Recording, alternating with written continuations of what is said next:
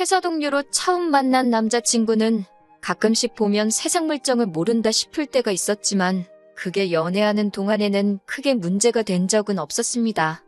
오히려 딱히 싫어하는 것도 없고 까탈스러운 제 성격 잘 맞춰주는 수더분한 성격이 연애하는 기간이 길어지면 길어질수록 이 사람하고 살면 스트레스 받을 일은 없겠구나 하는 생각을 차츰 갖게 만들어줬어요. 같은 회사에 다니면서 동고동락하다 보니 일 때문에 서로 투닥거리기도 많이 했지만 같은 해에 회사에 들어간 입사 동기이기도 하고 회사 내에 몇 안 되는 또래이다 보니 서로의 상황 같은 게 더 잘 이해가 되었던 것 같아요. 그러다 보니 정도 빨리 들게 되었고 누가 먼저랄 것도 없이 사내 연애를 시작하게 되었네요. 사내 연애를 해보신 분은 알겠지만 회사에 아무리 비밀로 해도 티가 나긴 하나 봐요. 다른 직원들은 저희가 연애하고 있다는 사실을 다 알고 있던 것 같은데 저희는 그걸 감쪽같이 속이고 연애를 하고 있었다고 생각했습니다. 아무튼 연애하면서 크게 다투지도 않고 서로의 고충도 그 누구보다 잘 이해해줄 수 있는 상황이다 보니 그렇게 쭉 별 탈 없이 연애를 계속해왔습니다. 나중에 가서는 회사 사람들이 다 알고 있다는 걸 깨닫고 공개 연애로 전환을 하게 되었어요. 회사 내 공식 커플이 되다 보니 결혼 언제 하느냐는 이야기도 자주 듣게 되었고 아무래도 응원도 자주 받고 사람들의 관심을 받으니 조금 부담이 되기는 했습니다. 저나 남자친구나 본가는 따로 있고 집에서 나와 자취를 하고 있었는데 연애 기간이 길어지다 보니 자취방 계약도 새로 갱신을 몇 번 해야 했고 그럴 때마다 새로운 거처를 찾을 때 회사랑 얼마나 가까운가 위치도 중요한 게 여겼지만 한편으로 서로의 자취방에서 얼마나 가까운지도 계산해가면서 새로 방을 구해왔어요. 그러다 보니 서로 점점 사는 곳이 가까워졌습니다. 회사에서도 매일 보는 사이긴 하지만 퇴근길까지 같아지다 보니 문득 그런 생각이 들더라고요. 어차피 이렇게 오래 만나왔는데 차라리 결혼을 하는 게 맞지 않나? 싶었습니다. 퇴근하면 남자친구가 항상 같이 지하철을 타고 저를 집 앞까지 바래다 줬었거든요. 남자친구는 저를 집까지 바래다 주고 집까지는 걸어서 돌아갔습니다. 퇴근길 방향이 같은 방향이기는 했지만 동네가 달랐기 때문에 집까지 걸어서 30분을 더 걸어가야 했어요. 언젠가부터 서로 일하느라 피곤해서 지쳐있는데 굳이 이렇게 할 필요가 있나 싶더라고요. 차라리 결혼을 해서 둘이 같이 살면 여러모로 출퇴근도 같이 하게 될 테고 한 집에 사니까 빙 돌아서 집에 갈 필요도 없고 집도 월세로 제 방, 남자친구 방에서 어떻게 보면 2배로 내고 있는 상황이나 마찬가지인데 그럴 바에 대출 2, 3억 받아서 신혼집 구해 이자 내는 거나 방 2개 월세 내고 사는 거나 별반 차이가 없을 것 같았고 여러모로 서로한테 이득이 되는 거 아닌가 하는 생각이 들었습니다. 따로 청혼을 받은 건 아니지만 제가 그렇게 낭만적인 것 찾고 그러는 성격도 아니다 보니 그런 형식적인 건 생략했어요. 분위기 좋은 데서 촛불 몇 개 켜놓고 명품 반지에 명품 가방 선물 받으며 프로포즈 받는 그런 뻔한 청혼을 받을 바에야 차라리 그 돈으로 서로를 훌륭하게 키워준 양가 부모님들께 선물 같은 걸 드리는 게 맞지 않나 싶었거든요. 그래서 그때부터 결혼 준비를 위해 서로의 상황을 오픈하게 되었습니다. 서로 월급이야 같은 회사 다니고 있고 입사 동기이다 보니 누구보다 서로가 얼마나 버는지에 대해선 잘 알고 있었어요. 그런데 각자 모아놓은 돈에 대해 이야기를 하는데 남자친구가 모아놓은 돈이 월급에 비해 너무 적었습니다. 데이트할 때도 비용은 번갈아 가면서 내고 자취하는 곳도 서로 비슷한 곳에 한 푼이라도 싼 곳을 찾아서 구해 살고 있었어요. 데이트할 때나 필요한 걸 살 때나 이것저것 가격 비교하면서 합리적인 소비를 하는 사람이었고 알뜰살뜰한 면모 또한 결혼 상대로 생각하기에 좋은 장점을 가지고 있는 사람이라고 생각했습니다. 거기에 퇴근 후에도 저를 항상 집까지 바래다 주던 사람이기에 어디 쓸데없는데 돈 쓰러 다니는 사람이 아닌 것 또한 알고 있었고요. 그런데 입사 4년차가 된 우린데 1년치 연봉만도 심지어 갓 입사했을 때 1년치 초봉만도 못한 금액을 모아놓은 돈이랍시고 보여주고 있으니 저는 처음에 이 사람이 나를 놀래켜주려고 장난을 하는 건가 싶었습니다. 그런데 제가 심각하게 나오는데도 별 해명도 못하고 쩔쩔매고 있는 걸 보니 무언가 사연이 있어도 있구나 하는 안 좋은 예감이 들더라고요. 남자친구를 닥달해서 무슨 일인가 자초지종을 캐봤습니다. 도무지 입을 열지 못하다가 결국 자초지종을 실토하더라고요. 남자친구는 혼자서 자취생활을 하면서 부모님 아파트 대출금을 갚아드리는 걸로 모자라 생활비까지 보태주고 있었던 겁니다. 이미 거기서 월급의 절반이 날아가 버리니 혼자 생활비에 이것저것 하고 나면 남는 것도 없었던 거고요. 오히려 용케 그만큼이나 모았다 싶을 정도다 싶었어요. 남자친구 손에 남는 게 거의 없던 거예요. 제가 알기로 남자친구가 외아들도 아니고 다른 형제들이 있는데 다른 형제들도 부모님한테 생활비며 대출금이며 이렇게 갚아주고 있느냐 물어보니 다른 형제들은 자기 버는 만큼 벌지 못해서 혼자서만 하고 있다고 합니다. 사람이 착해 빠진 건지 멍청한 건지 자기가 월급의 반을 부모님한테 갖다 바쳐도 다른 형제들 버는 돈하고 비슷하니 그게 공평하다는 거예요. 자식된 도리로 부모님 도와주는 거 당연하다고 생각하지만 남자친구의 경우에는 그 정도가 너무 심하다 싶었습니다. 그리고 부모님 봉양을 혼자 하고 있는 거나 마찬가지인데 그게 공평하다고 생각하다니 솔직히 호구도 이런 호구가 또 있을까 싶었어요. 부모님도 심지어 남자친구의 형제들마저도 남자친구를 등쳐먹고 있는 거잖아요. 그걸 바보같이 지 혼자만 모르고 있는 거고요. 남의 집 기둥은 뽑아오는 거 아니라는데 제가 결혼까지 생각하고 3년 가까이 연애를 해온 내 남자친구가 바로 소문으로만 듣던 남의 집 기둥이라는 사실에 정신이 다 아찔해지더라고요. 남자친구한테 솔직하게 말했습니다. 당신은 참 좋은 사람이고 그 모습에 결혼까지 생각했지만 가족을 책임져야 하는 상황이라면 결혼에 대해서 다시 생각해봐야겠다고요. 남자친구도 자기가 처한 상황이 무언지 알고는 있는지 제 말에 대답을 이어가지 못하더군요.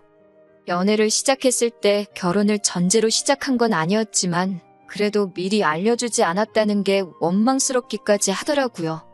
그렇게 한참 서로 아무 말 없이 있다가 남자친구가 무거운 입을 열었습니다. 앞으로 결혼하게 되면 부모님 집 대출금을 내주는 건 그만하겠다고요. 그리고 저한테 경제권을 넘겨준다고 하더라고요. 하지만 돈 관리를 전적으로 저에게 맡기는 대신에 부모님께 생활비까진 아니어도 어느 정도 용돈을 챙겨줬으면 싶다는 겁니다. 그 액수는 그때그때 저한테 허락을 받거나 합의하는 선에서 말이지요. 이때까지만 해도 남자친구가 정말 큰 결심을 했다고 생각했고 믿어도 되겠다는 생각을 했습니다. 당장 차이나는 돈 얼마 정도는 크게 신경 쓰지 않아도 되겠다는 생각을 했어요. 어차피 남자친구가 제가 모아놓은 돈만큼 돈을 모아놓았다 하더라도 결국 신혼집을 구할 때 대출은 선택이 아닌 필수나 마찬가지인 상황이었으니 말입니다. 당장 제가 몇 천만 원 더 내긴 하겠지만 앞으로 자녀 계획까지 생각해보면 집안의 가장이 될 남자친구가 더 오래 일을 하게 될 것이고 그때가 되면 제가 지금 내는 돈 몇 천만 원만큼 혼자서 외벌이로 감당을 해야 할 때가 올 거였으니까요. 일단 남자친구를 저희 부모님에게 먼저 소개를 시켰습니다. 실제로 인사드린 적은 없지만 연애하면서 제가 저희 부모님께 몇 번 이야기를 했었고 사람 자체는 정말 순하고 성실한 사람이기에 저희 부모님께서도 남자친구를 마음에 들어 하셨어요. 저희 집에서 결혼 허락을 받았으니 이제 제가 남자친구 부모님께 인사드리러 갈 차례였습니다. 그런데 남자친구가 이런 이유, 저런 이유를 대면서 인사시키는 나를 미루려고 하더라고요. 쇳불도 당김에 빼랬다고 그걸 밀어서 뭐 하겠냐고 남자친구를 닥달해 억지로 자리를 만들었습니다. 남자친구가 부모님께 저를 소개를 안 시켜주려고 하길래 저는 혹시 남자친구 부모님이 저를 마음에 안 들어 하시나 하는 생각을 했습니다. 그런데 인사드리러 처음 만난 자리에서 저를 엄청 반겨주시고 잘해주셨어요. 아들한테 말로만 들었다면서 정말 꼭 보고 싶었다고 하시면서 말입니다. 자리 분위기가 그렇게 좋았는데 유독 남자친구만 좌불안석 안절부절하고 있었습니다. 긴장이 될 수도 있겠다 싶었는데 그게 아니더라고요. 이야기를 나누다가 생활비 이야기가 나왔습니다. 결혼하고도 아들이 내주던 대출금도 내주고 생활비까지 주겠다니 요즘 저 같은 며느리 보는 운 좋은 시부모는 당신들밖에 없을 거라고 하시는 거예요. 남자친구와 이야기했던 앞으로의 계획을 전혀 모르는 눈치인 걸 보니 그때 딱 깨달았습니다. 남자친구가 부모님께 인사시키는 걸 미루던 진짜 이유를 말이지요. 어떻게 이야기를 꺼내야 할지 모르겠으니 아예 말조차 꺼내지 않았던 거예요. 그래서 제가 대신 입을 열었습니다. 그건 남자친구가 말씀을 아직 안 드린 것 같은데 결혼 후에는 저희도 신혼집을 구하면서 대출금이 생기고 경제적으로 빠듯해지기 때문에 불가능하게 될 것 같다고요. 그 말이 끝나기가 무섭게 남자친구 어머니의 표정이 싹 바뀌더라고요. 그거에 대해선 들은 바가 없다며 아까까지는 저를 무슨 세계 최고의 며느리라고 생각하던 사람이 이제는 당신 아들 경제권 뺏어가서 권력을 휘두르며 부모 자식 사이 이간질하려는 천하의 나쁜 사람 대우를 하시더라고요. 지금 저희 둘벌이의 신혼집 구해서 들어가고 할비 내고 하면 지금처럼 살 수는 있겠지만 회사에서 힘들게 돈 벌어 내가 번 돈은 공동재산이 되고 남자친구가 번 돈은 당신들 생활비로 다 들어가게 되는데 그건 아니지 않느냐고 솔직하게 말했습니다. 그 말에 네가 무슨 권리로 우리 아들이 버는 돈을 관리를 하려고 드느냐 욕 한마디 안 하셨지만 말 한마디 한마디에 가시가 있는 게 느껴졌어요. 부모님이니까 자식 앞으로의 미래가 행복한 게 더 좋으시지 않느냐. 대충 계산해봐도 여태까지 드린 게 5, 6천만 원은 된다. 그 정도면 자식 된 돌이 충분히 했고 앞으로 여태 보내드렸던 만큼은 아니지만 용돈도 드리기로 했지만 도통 들으시질 않더라고요. 언성이 높아지기 시작하니까 옆에서 꼼짝 못하고 있던 남자친구가 자기한테 좋은 해결법이 있다고 어이없는 소리를 하더라고요.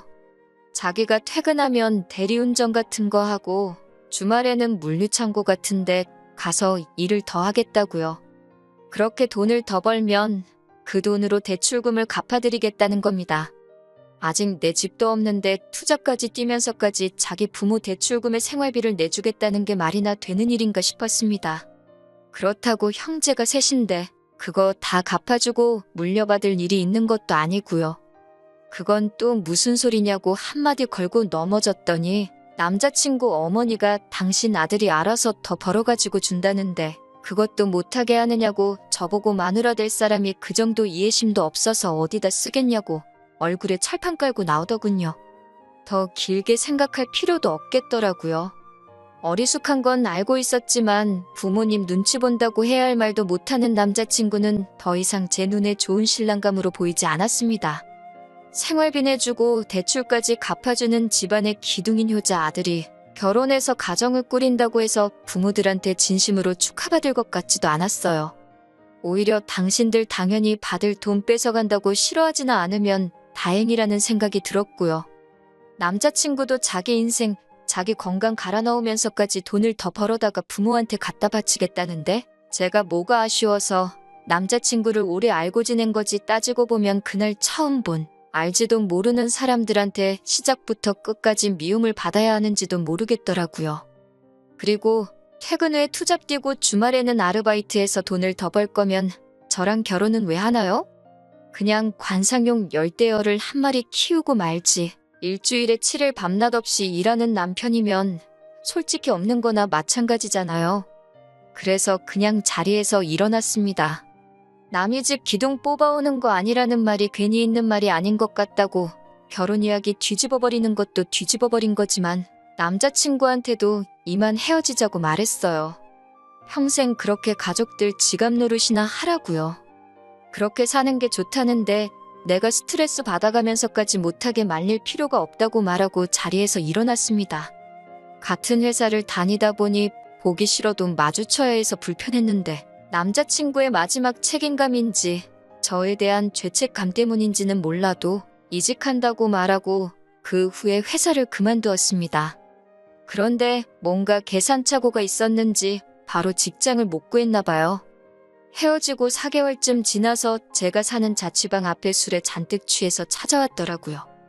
평소에 술은 입에도 안 대던 사람인데 뭔가 싶어서 이야기를 들어봤는데 직장을 못 구해서 수입이 없는 상황인데 부모님들은 멀쩡히 다니던 회사 그만둔 남자친구 잘못이라면서 그나마도 저금이라고 모아놓은 돈을 내놓으라고 했다는 겁니다. 당장 자기는 수입이 없어서 걱정이 돼서 죽겠는데 남자친구 부모님은 그 몇 달을 못 기다려서 얼마 안 되는 자기 돈을 가져가려고 한다고요. 그리고 상황이 이렇게 되니 자기가 자기 인생에 얼마나 큰 부분을 놓아버린 건지 이제야 깨달았다고 하면서 저한테 사과를 하더라고요. 이제 정말 자기는 부모님 안 보고 살아도 되니까 자기를 다시 받아달라고요. 집에다 돈 가져다 바치는 것도 그만둘 것이고 2번 다시 호구 노릇 하지 않겠다고 머리를 바닥에 찧으면서까지 부탁을 하더라고요. 그렇게 오래 연애했고 그동안 정이 많이 들었는데도 안쓰럽지가 않았습니다. 제가 이야기했을 때 진작에 들었으면 이럴 일도 없었을 텐데요. 멀쩡히 다니던 회사도 그만둘 필요도 없었을 테고요. 결국 저보다 가족을 먼저 택했던 사람인데 제가 지금 받아준다고 해서 또 그러지 않을 거라는 보장도 없다는 생각이 들었어요. 그래서 안타깝지만 나는 너랑 다시 시작할 생각이 없다. 그리고 술 먹고 이렇게 찾아오는 것도 싫고 우리는 이미 끝난 거니까 2번 다시 찾아오지 말라고 했습니다. 내가 뭐라고 당신하고 당신 부모님, 부모 자식 간의 천륜을 끊어낼 수 있겠냐고. 믿는 도끼에 발등 찍히는 것도 딱 1번이라고 했고 넌 벌써 그 기회를 날려먹었다고 했어요. 그 뒤로 한동안은 연락도 소식도 모르고 지냈습니다. 회사에서 남자친구와 친하게 지내던 직원이 남자친구 소식을 들었다며 저한테 말해줬어요. 고향에 돌아가서 그쪽에서 일자리 찾으러 다니면서 아르바이트 하고 있다고 하더라고요. 아르바이트는 왜 하고 있는지 안 봐도 딱 알겠더라고요. 불쌍하긴 하지만 한편으로는 남자친구를 다시 안 받아주길 잘했다는 생각이 듭니다. 결국에는 가족을 놓지 못해서 안정적인 새로운 직장을 찾는 게 아니라 부모님 당장 생활비랑 대출금 내주기 위해서 고향으로 돌아간 모습을 보면 아직 정신 덜 차린 것 같네요. 그동안 만나온 정에 휩쓸려 받아줬더라면 결국엔 또 어떤 방식으로든 자기 가족들 먹여 살리겠다고 투잡을 뛰겠다느니 내 돈을 빌려서 쓰겠다느니 분명 무슨 일이 있어도 있었을 거예요. 비록 이렇게 완전히 끝나버리게 되었지만 아무쪼록 언젠간 정신 차리고 이용만 당하고 있다는 걸 깨달았으면 좋겠네요. 키워준 은혜, 당연히 헤아릴 수 없을 만큼 커다란 것이겠지만 자기 인생까지 갈아서 갚아야 할 정도로 가스라이팅을 당한 모습을 보니 그냥 한편으로는 안쓰럽기도 한 것 같아요. 저랑은 이제 헤어졌으니 제가 더 이상 신경 쓸 일은 아니지만요. 정신 차리면 그만둘 것이고 정신 못 차리면 앞으로도 저렇게 살아가겠죠.